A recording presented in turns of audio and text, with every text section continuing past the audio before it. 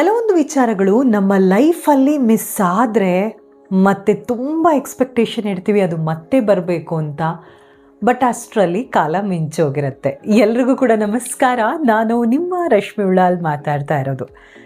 ತುಂಬ ಬಾರಿ ನಿಮ್ಗೆ ಅನಿಸಿರ್ಬೋದಲ್ವಾ, ನಮ್ಮ ಒಂದು ಏಜ್ ಎಷ್ಟು ಫಾಸ್ಟಾಗಿ ಮೂವ್ ಆಗುತ್ತೆ ಅಂತ ಹೇಳಿದರೆ, ಒಂದು 25-30 ಆಗುವಾಗ ಆಲೋಚನೆ ಮಾಡ್ತೀವಿ, ಒಂದು ಗೋಲ್ಡನ್ ಮೂಮೆಂಟ್ ಆಗಿತ್ತು ಆ ಒಂದು ಸಮಯ. ನಾವು ಚಿಕ್ಕದಿರುವಾಗ ಸ್ಪೆಂಡ್ ಮಾಡಿರೋದು, ಒಂದು ಗ್ರೂಪ್ ಸ್ಟಡಿ ಮಾಡಿರೋದು, ಏನೋ ಒಂದು ಒಟ್ಟಿಗೆ ತಿಂದಿರೋದು, ನನ್ನ ಅಮ್ಮ ಮಾಡಿರುವಂತಹ ಒಂದು ಫುಡ್ಗೆ ವೇಟ್ ಮಾಡ್ತಾ ಇರೋದು, ಥರ ಸೋ ಮೆನಿ ಥಿಂಗ್ಸ್ ನಾವು ಮತ್ತೆ ರಿಗ್ರೆಟ್ ಮಾಡ್ತೀವಿ. ಈ ಟೈಮ್ ಮತ್ತೆ ನಮಗೆ ಸಿಕ್ಕಿದ್ರೆ ಎಷ್ಟು ಚೆನ್ನಾಗಿರ್ತಿತ್ತು, ಈ ಒಂದು ಮೆಮೊರಿ ನನಗೆ ಮತ್ತೆ ರೀಕ್ರಿಯೇಟ್ ಮಾಡಬೇಕು, ಯಾವ ರೀತಿ ಮಾಡೋದು ಅಂತ.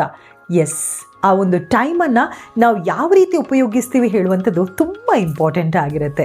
ಥಿಂಗ್ಸ್ ನಮ್ಮ ಲೈಫಲ್ಲಿ ಮತ್ತೆ ಬರಬೇಕು ಅಂತ ಹೇಳಿದರೆ ಅದು ಬರೋದೇ ಇಲ್ಲ. ಮೊದಲನೇದಾಗಿ ಟೈಮ್. ನಾನು ಹೇಳಿದೆ ಅಲ್ವಾ, ನಾವು ಚಿಕ್ಕದಿರುವಾಗ ಸ್ಪೆಂಡ್ ಮಾಡಿರೋ ಟೈಮ್, ಒಂದು ಏಜ್ ರಿಟೈರ್ಮೆಂಟ್ ಎಲ್ಲ ಆಗಿರುತ್ತೆ, ಆವಾಗ ನಾವು ಹೆಂಗಾಗಿದ್ದಾಗ ಮಾಡಿರುವಂತಹ ಒಂದಿಷ್ಟು ಚೇಷ್ಟೆಗಳು, ನಮ್ಮ ಫ್ರೆಂಡ್ಸ್ ಜೊತೆ ನಾವು ಸ್ಪೆಂಡ್ ಮಾಡಿರೋದು, ನಾವು ಚಿಕ್ಕದಿರುವಾಗ ನಾವು ಯಂಗಾಗಿದ್ದಾಗ, ಮದುವೆ ಆದಮೇಲೆ, ಸೊ ಹೀಗೆ ಸೋ ಮೆನಿ ಮೆಮೊರೀಸ್ ನಮ್ಮನ್ನು ಕಾಡ್ತಾ ಇರುತ್ತೆ. ಸೊ ಟೈಮ್ ಹೇಳುವಂಥದ್ದು ಒಂದು ಸಲ ಮಿಸ್ ಆಯಿತು ಅಂತ ಹೇಳಿದರೆ ಮತ್ತೆ ಎಷ್ಟು ಹಣ ಕೊಟ್ಟರೂ ಕೂಡ ಮತ್ತೆ ಅದನ್ನು ಗಳಿಸಲಿಕ್ಕೆ ಸಾಧ್ಯನೇ ಇಲ್ಲ.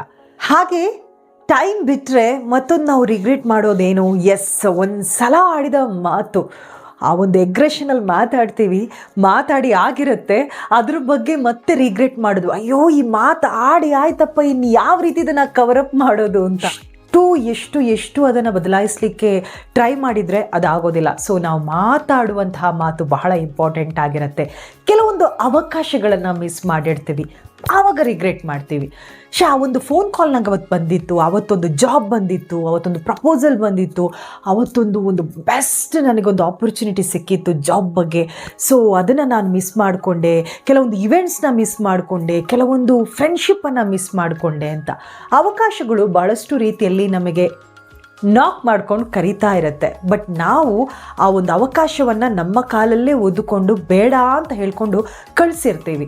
ಸೊ ಅದು ಕೂಡ ನಮ್ಮ ಲೈಫಲ್ಲಿ ಭಾಳಷ್ಟು ರಿಗ್ರೆಟನ್ನು ಕ್ರಿಯೇಟ್ ಮಾಡುವಂತಹ ವಿಚಾರಗಳು. ಮತ್ತು ನೆಕ್ಸ್ಟ್ ನಾವು ಏನನ್ನು ರಿಗ್ರೆಟ್ ಮಾಡ್ತೀವಿ ಅಂತ ಹೇಳಿದರೆ ಟ್ರಸ್ಟ್. ಕೆಲವೊಂದು ನಂಬಿಕೆ ಇದೆಯಲ್ಲ, ಅಷ್ಟು ಸುಲಭವಾಗಿ ಗಳಿಸಲಿಕ್ಕೆ ಸಾಧ್ಯನೇ ಇಲ್ಲ. ಓಕೆ, ವೃತ್ತಿ ಜೀವನದಲ್ಲಾಗಿರ್ಬೋದು, ಪರ್ಸನಲ್ ಲೈಫ್ ಆಗಿರ್ಬೋದು, ಟ್ರಸ್ಟ್ ಹೇಳುವಂಥದ್ದು ಬಹಳಷ್ಟು ಮುಖ್ಯ ಆಗಿರುತ್ತೆ. ಸೊ ಕೆಲವೊಮ್ಮೆ ಏನಾಗುತ್ತೆ ಅಂತ ಹೇಳಿದರೆ, ನಾವು ತುಂಬ ನಂಬಿಕೆಯನ್ನು ಎಷ್ಟೋ ವರ್ಷಗಳಿಂದ ಸಂಪಾದಿಸಿರ್ತೀವಿ, ಒಂದು ಚಿಕ್ಕ ಘಟನೆ, ಒಂದು ಚಿಕ್ಕ ಇನ್ಸಿಡೆಂಟ್ ಸಾಕು ಆ ಜನರನ್ನು ಅರ್ಥ ಮಾಡ್ಕೊಳ್ಳೋಕ್ಕೆ, ಆ ಟ್ರಸ್ಟನ್ನು ಬ್ರೇಕ್ ಮಾಡಿಸೋದಕ್ಕೆ. ಸೊ ಹಾಗಾಗಿ ನಂಬಿಕೆಯನ್ನು ಉಳಿಸುವಂಥದ್ದು ಬದುಕಲ್ಲಿ ಬಹಳಷ್ಟು ಇಂಪಾರ್ಟೆಂಟ್ ಆಗಿರುತ್ತೆ. ಆ ಟ್ರಸ್ಟನ್ನು ಯಾವ ರೀತಿ ಬೆಳೆಸ್ತೀರಾ, ನಿಭಾಯಿಸೋದು ಕೂಡ ಅಷ್ಟೇ ಉತ್ತಮವಾಗಿರುತ್ತೆ. ಸೊ ಅದನ್ನು ನೀವು ಯಾವಾಗ ಬ್ರೇಕ್ ಮಾಡಿದರೆ, ಕೆಲವೊಂದು ಆ್ಯಕ್ಷನ್ ಮುಖಾಂತರ, ಕೆಲವೊಂದು ಮಾತಿನ ಮುಖಾಂತರ, ಕೆಲವೊಂದು ನಿಮ್ಮ ಬಿಹೇವಿಯರ್ ಮುಖಾಂತರ ಆ ಟ್ರಸ್ಟ್ ಮತ್ತೆ ನಂಗೆ ಬೇಕು ಅಂತ ಕೇಳಿದರೂ ಕೂಡ ಆ ಟ್ರಸ್ಟ್ ಗಳಿಸಲಿಕ್ಕೆ ಆಗೋದೇ ಇಲ್ಲ, ಮತ್ತೆ ನೀವು ರಿಗ್ರೆಟ್ ಮಾಡ್ತೀರಾ.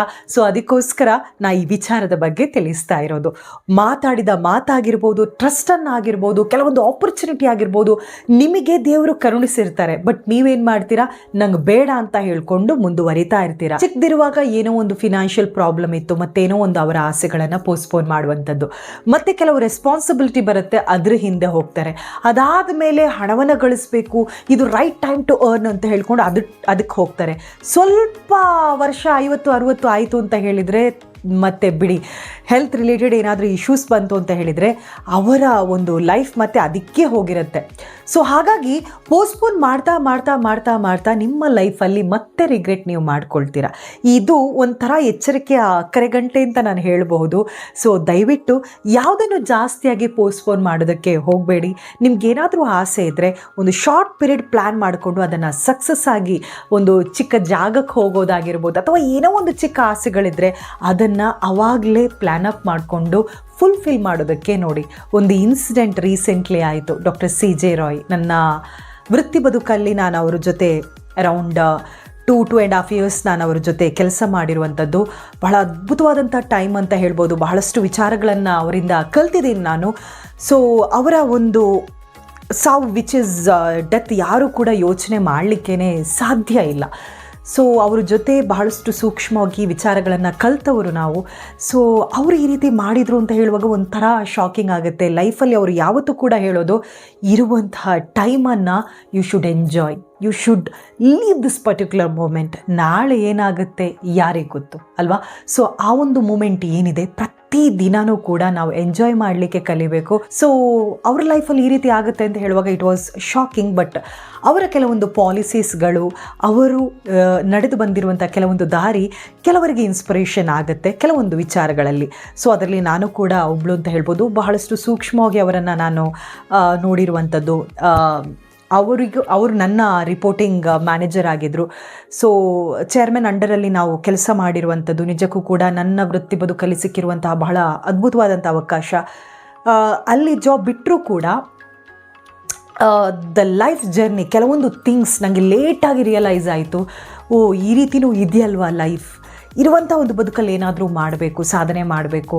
ಸೊ ಎಲ್ಲರಿಗೂ ಕೂಡ ಆಪರ್ಚುನಿಟೀಸ್ ಕೊಡ್ತಾರೆ. ಆ ಎಗ್ರೆಷನಲ್ಲಿ, ಕಾನ್ಫಿಡೆನ್ಸಲ್ಲಿ ನಾವು ಕೆಲಸವನ್ನು ಮಾಡಿದರೆ ಖಂಡಿತವಾಗಿಯೂ ಕೂಡ ಲೈಫಲ್ಲಿ ಸಕ್ಸೀಡ್ ಆಗ್ತೀವಿ. ಸೊ ಯಾವುದೇ ಕಾರಣಕ್ಕೂ ನೀವು ರಿಗ್ರೆಟ್ ಮಾಡೋದು ಬೇಡ. ಕೆಲವೊಂದು ವಿಚಾರಗಳನ್ನು ನಾನೇನು ಹೇಳಿದ್ದೀನಿ ಅದನ್ನು ಸ್ವಲ್ಪ ಫಾಲೋ ಮಾಡಿ, ಲೈಫ್ ನಿಜಕ್ಕೂ ಕೂಡ ಚೆನ್ನಾಗಿರುತ್ತೆ. ಇನ್ನಷ್ಟು ವಿಡಿಯೋ ಮುಖಾಂತರ ಮತ್ತೆ ಬರ್ತೀನಿ. Thank you so much.